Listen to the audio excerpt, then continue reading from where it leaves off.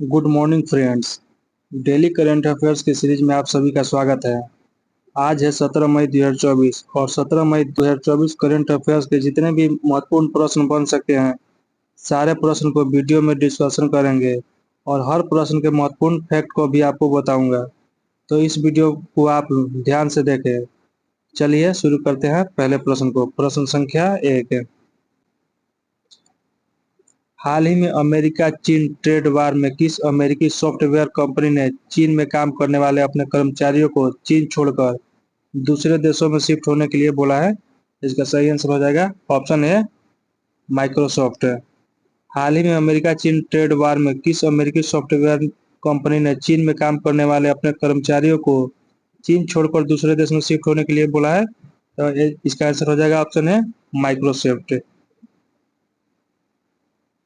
Bill Gates की company Microsoft ने चीन में काम करने वाले अपने सैकड़ों कर्मचारियों को चीन छोड़कर दूसरे देशों में शिफ्ट होने के लिए बोला है। माइक्रोसॉफ्ट क्लाउड कंप्यूटिंग और एआई सेक्शन में काम करने वाले तकरीबन 700 से 800 कर्मचारियों को दूसरे देशों में स्थानांतरित होने पर विचार करने के लिए कहा है। माइक्रोसॉफ्ट द्वारा जिन कर्मचारियों को स्थानांतरित होने के लिए कहा गया है, उनमें से ज्यादातर चीन के ही नागरिक हैं। इन सभी को अमेरिका, आयरलैंड, ऑस्ट्रेलिया और न्यूजीलैंड में रहने का विकल्प दिया गया है। बढ़ते हैं अगले प्रश्न पर। प्रश्न संख्या 2। हाल ही में चीन और किस देश ने अपने सैन्य संबंधों को मजबूत बनाने के लिए सैन्य अभ्यास गोल्डन ड्रैगन में भाग ले रहे हैं? इसका सही आंसर हो जाएगा ऑप्शन सी। हाल ही में चीन और किस देश ने अपने सैन्य संबंधों को मजबूत बनाने के लिए सैन्य अभ्यास गोल्डन ड्रैगन में भाग ले रहे हैं? तो ऑप्शन सी, कंबोडिया। चीन और कंबोडिया अपने सैन्य संबंधों को मजबूत बनाने के लिए 15 दिवसीय सैन्य अभ्यास गोल्डन ड्रैगन में भाग ले रहे हैं। इस अभ्यास में कंबोडिया के लगभग 1315 सैन्य कर्मी और चीन के 760 थल और जल सैन्य कर्मी शामिल होंगे। इसके अलावा चीन के 3 और कंबोडिया के 11 पोत भी इसका हिस्सा है। पहले चरण का अभ्यास कंबोडिया की राजधानी नोम पेन के उत्तरी पश्चिमी में लगभग 900 किलोमीटर दूर जंगल और पहाड़ी क्षेत्र में सैन्य अड्डों पर किया जाएगा। बढ़ते हैं अगले प्रश्न पर। प्रश्न संख्या 3।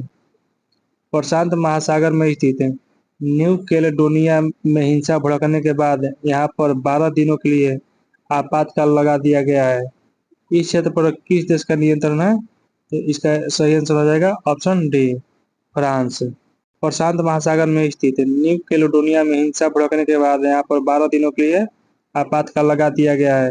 इस क्षेत्र पर किस देश का नियंत्रण है? Option D, France. यह है न्यू कैलेडोनिया। इसकी राजधानी नोमिया है।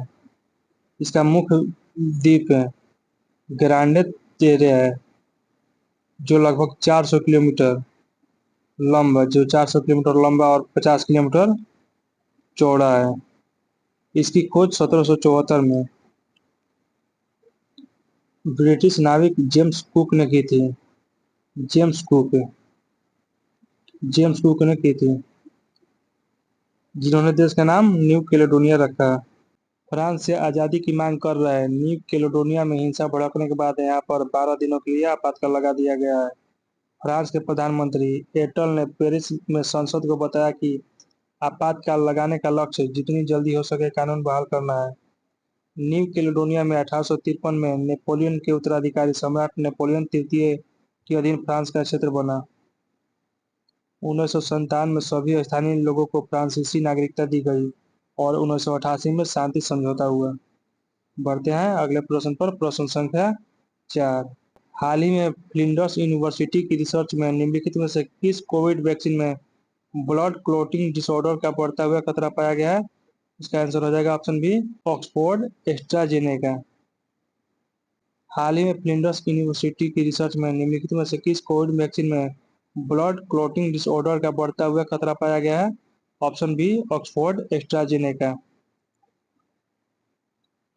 फ्लिंडर्स यूनिवर्सिटी के शोधकर्ताओं ने दावा किया है कि ऑक्सफोर्ड यूनिवर्सिटी के सहयोग से बनाई गई ब्रिटिश स्वीडिश फार्मा दिग्गज एस्ट्राजेनेका की कोविड-19 वैक्सीन में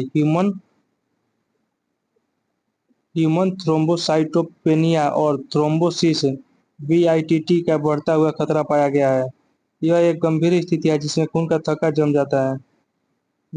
2021 में कोविड महामारी के चरण पर भारत में कोविशील्ड और यूरोप में वेक्सजेवरिया के रूप में बेचे जाने वाले एडेनो वायरस वेक्टर आधारित ऑक्सफोर्ड एस्ट्राजेनेका वैक्सीन के बाद VITT एक नई बीमारी के रूप में उभरी है। खतरनाक रक्त ऑटो एंटीबॉडी में प्लेटलेट फैक्टर 4 PF4 को VITT के रूप में पाया गया है। बढ़ते हैं अगले प्रश्न पर। प्रश्न संख्या 5। हाल ही में भारतीय फोन पे को किस देश में लॉन्च किया गया है? इसका सही आंसर हो जाएगा ऑप्शन सी, श्रीलंका। हाल ही में भारतीय फोन पे को श्रीलंका में लॉन्च किया गया है। श्रीलंका में भारतीय digital payment platform company phone पे ने 15 मई को यूनिफाइड पेमेंट इंटरफेस (UPI) सुविधा लॉन्च किया है। इसके लिए फोन पे ने श्रीलंकाई कंपनी लंका पे के साथ डील साइन की है। सेंट्रल बैंक ऑफ श्रीलंका के गवर्नर नंदलाल वीरसिंहे और श्रीलंका में भारत के उच्चायुक्त संतोष झा ने श्रीलंका में लॉन्च कार्यक्रम में भाग लिया। बढ़ते हैं अगले प्रश्न पर। प्रश्न संख्या 6।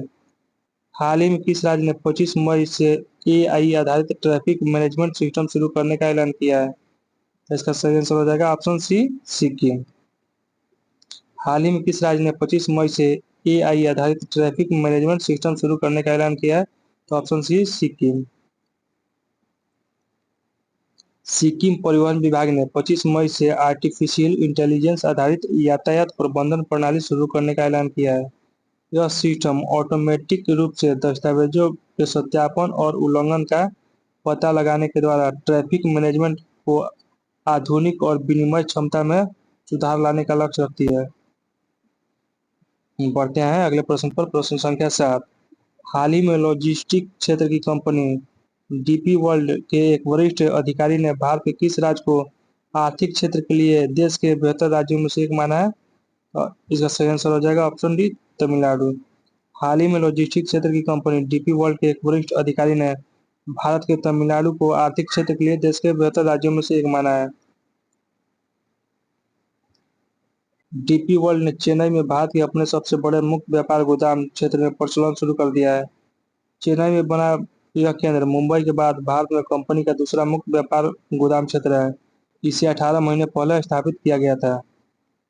बढ़ते हैं अगले प्रश्न पर। प्रश्न संख्या 8। CBRE की एक हालिया रिपोर्ट के अनुसार एशिया प्रशांत क्षेत्र में सबसे अधिक डाटा सेंटर क्षमता वाला देश कौन बन गया है? तो अपना प्यारा देश भारत है।